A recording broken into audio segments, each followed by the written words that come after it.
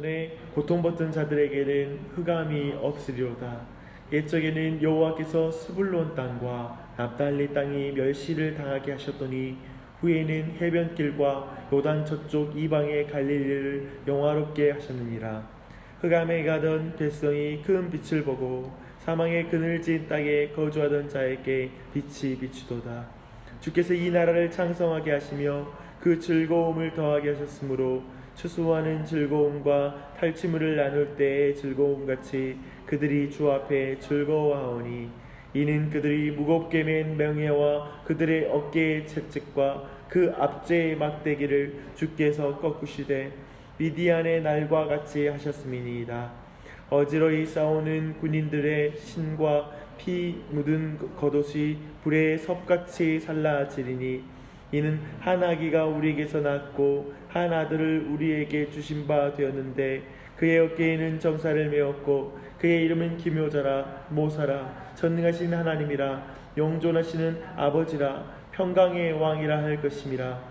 그 정사와 평강의 더함이 무궁하며 또 다윗의 왕자와 그의 나라에 군림하여 그 나라를 굳게 세우고 지금 이후로 영원히 정의와 공의로 그것을 보존하실 것이라. 만군의 여호와의 열심히 이를 이루시리라. 아멘. 아멘. 우리는 어제 하나님께서 유다 왕 아하스에게 메시아의 예언을 주시는 것을 보았습니다. 이사야 7장 14절의 말씀에 그러므로 주께서 친히 징조를 너에게 주실 것이라. 보라, 처녀가 잉태하여 아들을 낳을 것이요 그의 이름을 임마누엘이라 하리라 라고 말씀하십니다. 그리고 그 말씀을 하시고 나서 이사야는 이후에 하나님은 선지자를 통하여 유다가 의지하는 것은 다 망하게 될 것이라고 말씀하십니다. 사실 아하스는 계속해서 하나님을 무시하고 강대국들의 눈치를 계속 살폈습니다. 강대국 사이에서 눈치를 보면서 어디 뒤에 줄을 서야 될지를 계속 그렇게 근심하며 그걸 바라보고 있었습니다. 그래서 아수르를 그는 존경하고 두려워하다가 나중에는 아람을 의지하여 아수르를 대적합니다. 하나님은 유다가 의지하는 모든 것을 다 깨뜨려 버리겠다라고 그래서 말씀하시는 것입니다. 심지어 이제 이스라엘을 징계하는 일에 사용되었던 저 강력한 아수르 또한도 그들이 계획하는 모든 것이 실패할 것이라고 말씀을 하고 있습니다. 왜냐하면 임마누엘 때문이다 라고 말합니다. 8장 10절에 이 말씀이 나옵니다. 너희는 함께 계획하라. 여기서 너희는 저 아수르와 이방 땅을 말합니다. 너희는 함께 계획하라. 그러나 끝내 이루지 못하리라. 말을 해보아라. 끝내 시행되지 못하리라. 이는 하나님이 우리와 함께 하심이라. 임마누엘 때문에 그 모든 계획은 결국 서지 못하리라 라고 말하고 있습니다. 이렇게 7장 14절과 8장 10절은 연결이 됩니다. 처녀가 잉태하여 아들을 낳을 것인데 그의 이름은 임마누엘이며 그 임마누엘만이 아하스가 의지해야 할 뿐이라고 분명하게 말하고 있는 것입니다. 우리는 이 임마누엘의 하나님의 약속이 어떻게 궁극적으로 성취됐는지 잘 알고 있습니다. 마태복음 1장에는 천사를 통해 요셉에게 이렇게 말하는 걸 봅니다. 아들을 낳으리니 이름을 예수라 하라. 이는 그가 자기 백성을 그들의 죄에서 구원할 자이심이라 하니라. 이 모든 일이 된 것은 주께서 선지자로 하신 말씀을 이루게 하려 하심이라. 하시미니 이르시되 보라, 처녀가 잉태하여 아들을 낳을 것이요 그의 이름은 임마누엘이라 하리라 하셨으니 이를 번역한즉 하나님이 우리와 함께 계시다 함이라. 할렐루야. 아멘. 임마누엘. 우리 너무나 익숙한 이 말, 이 이름. 근데 이것은 이사야 명록에서 보면 우리와 함께 하시는 하나님만이 우리가 의지할 분이심을 강조하는 그 안에 임마누엘 주셨습니다. 끊임없이 우리 또한도 내가 어디 줄을 뒤에 서야 되지?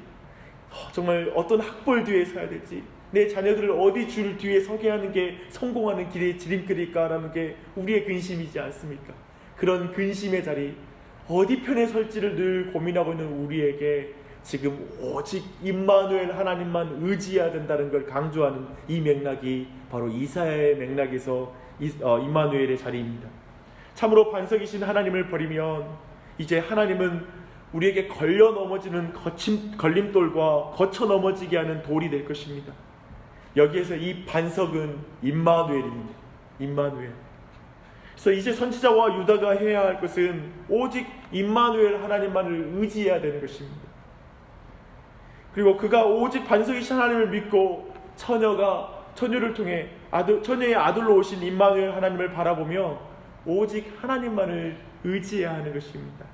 주님의 약속을 믿어야 하는 것입니다. 그러나 이스라엘은 이 말씀을 듣고도 임마누엘 하나님의 이 약속을 의지하지 않습니다. 그래서 9장 1절에 나오는 대로 스불론과 납달리 땅은 아수르의 통치에 들어가서 짓밟히고 멸시를 당합니다. 그러나 하나님은 이 고통받는 자들과 그 땅에 다시 빛을 주십니다. 흑암이 가득한 땅에 빛으로 임하십니다. 빛으로 오신 임마누엘이 그 땅을 회복시킬 것입니다. 그게 9장 1절로 나오는 오늘의 말씀의 중요한 흐름입니다.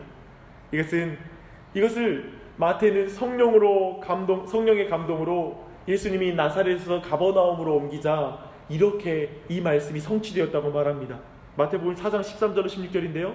나사렛을 떠나 스불론과 납달리 지경 해변에 있는 가버나움에 가서 사시니 이는 선지자 이사야를 통해 하신 말씀을 이루려 하심이라. 일렀을 스불론 땅과 납달리 땅과 요단강 저편 해변길과 이방의 갈릴리여 흑암에 앉은 백성이 큰 빛을 보았고 사망의 땅과 그들의 앉은 자들에게 빛이 비추었도다 하였느니라. 이렇게 이 말씀을 보면 이 역사적인 맥락 안에서 이제 하나님이 이루신 그 일을 이해할 필요가 있습니다. 주님의 교회가, 주님의 백성들이 마땅히 의지할 분을 의지하지 않고 다른 것을 의지했을 때 결국 그에 대한 징계로 샬롬의 땅을 잃어버리고 그리고 빛을 떠나 어두움 가운데 거하게 되지 않습니까? 마땅히 징계받아야 될 그 자리에 거할 수밖에 없는 우리가 아닙니까? 그런데 목자 없는 양과 같이 유리한 우리를 위해서 빛이신 임마누엘 하나님께서 그 어두운 땅에 먼저 찾아가시는 것입니다. 가장 소외된 땅, 사람들이 무시하는 땅, 그 어두운 납달리 땅, 그 땅으로 저 북쪽에 있는 이스라엘 북단에 있는 그 땅에 예수님께서 먼저 찾아가시는 것입니다. 이게 은혜입니다. 이게 은혜입니다. 예수님은 정확하게 이사야 9장의 말씀을 그대로 성취하십니다. 임마누엘 하나님께서는 마치 기드온이 미디안을 이긴 날과 같이 만들어 주실 것이라고 약속하십니다. 이스라엘 백성이 미디안을 이길 때 기드온이 한 일이 뭡니까? 항아리에다가 횃불 숨기는 거예요. 아무것도 그들이 행한 일이 없는 것과 방불하지 않습니까? 그것처럼 그리스도께서 모든 일을 이루시고 그분이 친히 모든 일을 하시고 구원의 일들을 행하게 되실 것입니다.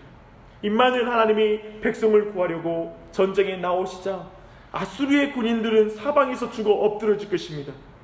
근데 이 임마누엘 하나님은 어떻게 오셔서 이 싸움을 하시나요?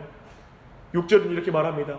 임마누엘은 한 아이로 우리 가운데 태어날 것입니다 라고 말하고 있습니다. 바로 예수 그리스도이십니다.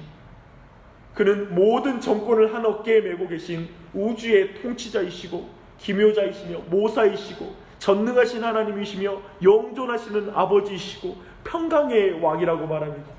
그의 왕권이 영원할 것이고 그의 통치는 평강으로 규결될 것입니다. 그 앞에 아수르는 잠잠할 것입니다. 우리를 참소하는 대적들은 잠잠할 것입니다. 저 사탄의 권세들은 다 파여질 것입니다. 모든 어둠과 죽음의 권세 또한 그 빛 앞에 무력해질 것입니다.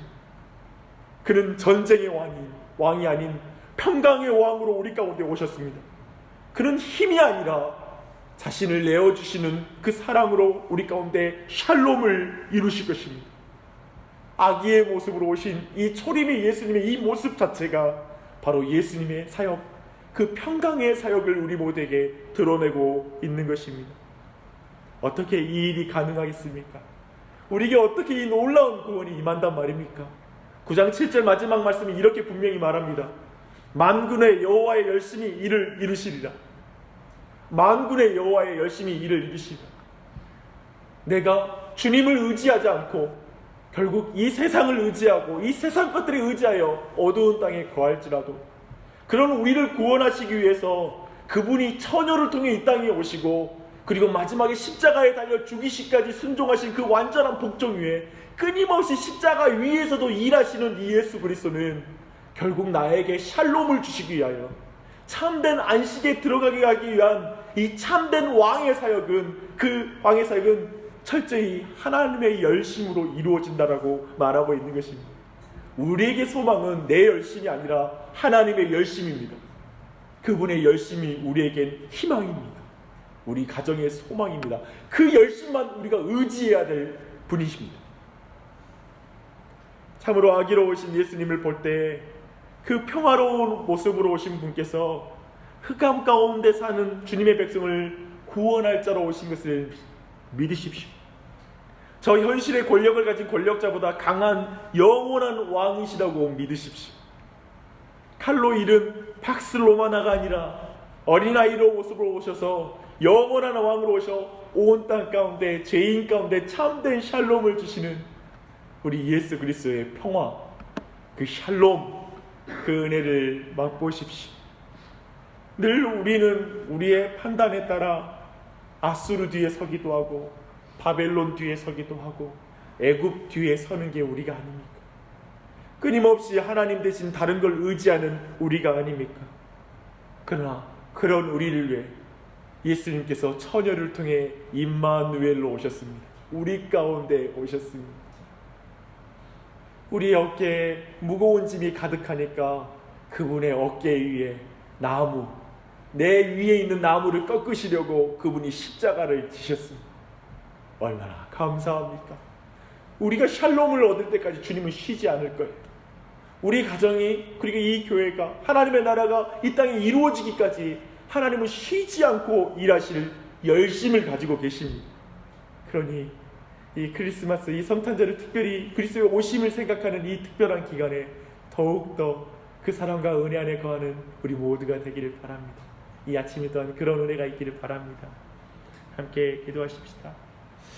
참으로 하나님, 흑암 가운데 행하던 우리에게 우리가 큰 빛을 보고 사망으로부터 옮겨 하나님 앞에 나아갈 수 있도록 일하여 주신 임마누엘 하나님을 찬양합니다. 이 자리에 있는 모든 영혼들, 마음들, 그 마음 가운데 임마누엘 하나님 큰 빛을 비춰주시옵소서. 모든 염려와 근심과 이 세상 것들 가운데 마음이 빼앗겨버린 마음 가운데 주님의 거룩한 빛을 비춰주시옵소서. 그리고 다시 하나님 그 안에 하나님의 온전한 빛 가운데 모든 마음과 심령이 회복되는 이 아침이 될 수 있도록 은혜 베풀어 주시옵소서. 오직 예수 그리스도의 이름, 임마누엘 하나님의 이름을 의지하여 기도할 때 응답될 것을 믿습니다. 하나님, 이 교회를 긍휼히 여겨주시고 이 지역을 특별히 긍휼히 여기사 이 땅에도 너무나 많은 사람들이 예수 그리스도를 알지 못하고 죽어가고 있습니다. 저들에게 그리스도를 향한 마땅한 그 복음의 소식이 증거되게 도와주시고 이 크리스마스를 통하여서, 이 성탄절을 통하여서도 주님 하나님의 그 열심이 그들에게 증거되게 도와주시고 특히 모든 성도들, 모든 주의 백성들이 하나님의 열심에 사로잡히게 하여 주시고 그 열심으로 말미암아 쉬지 않고 주의 복음을 생각하고 묵상하고 그 복음 안에 기뻐하고 오신 예수 그리스도로 인하여 감사하며 살 수 있도록 은혜 베풀어 주시고 그 예수 그리스도를 증거하는 믿음의 삶을 살 수 있도록 모든 백성들에게 은혜 베풀어 주시옵소서. 하나님, 이 도시가 주님 이 도시 전체를 통하여 영광 받아 주시고 이곳에 있는 모든 교회들을 통하여 영광 받아 주시옵소서. 주님, 그 일 가운데 이 주님 작은 이 교회를 긍휼히 여겨 주시사 나주혁신 장로교회가 주님 앞에 온전히 쓰임받는 교회가 되게 해주시고 주님께 영광을 돌릴 수 있도록 은혜 베풀어 주시옵소서. 이 아침에 주님의 백성들 기도합니다. 한 사람 한 사람 기도를 도와주시고 성령께서 친히 그 마음을 위로하사 나와 같이 어두운 마음에 찾아오신 그 임마누엘 예수님의 빛이 내게 있음을 감사하며 그 예수님을 의지해 기도한 때 응답될 걸 믿으며 감사함으로 기도할 수 있도록 은혜 베풀어 주시옵소서. 우리 모두에게 은혜 베푸신 하나님을 찬양하며 예수님의 이름 받들어 기도드립니다. 아멘.